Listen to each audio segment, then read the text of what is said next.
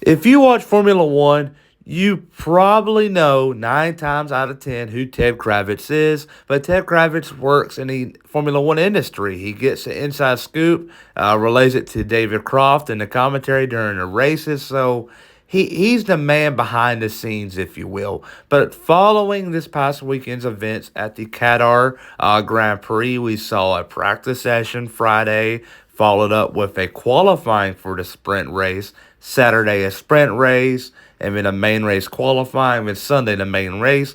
A very eventful weekend. Last sprint race weekend of the year. Now they got one race coming up in Abu Dhabi, and that's it for the 2024 season.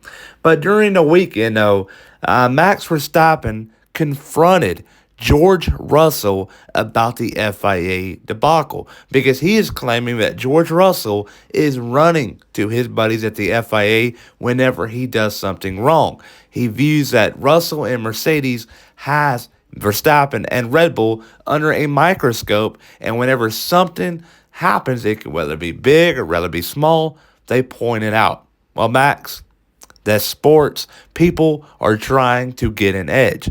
And let's be honest here. If it wasn't for the FIA, Verstappen probably wouldn't have won the 2021 championship. Let's just be real here. The FIA kind of rigged it up. The safety car should have stayed out another lap, and because we didn't see the cars, all the lap cars get by, and it went out of protocol.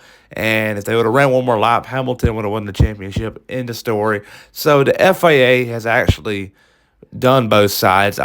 It's sports. Things are going to happen here. But I believe this right here is setting up to be an interesting 2025 season. I believe Russell has got the fire underneath him to bring the fight to Max Verstappen. Verstappen right now is obviously frustrated at Russell, so who knows what can happen next year. I believe it's going to get interesting.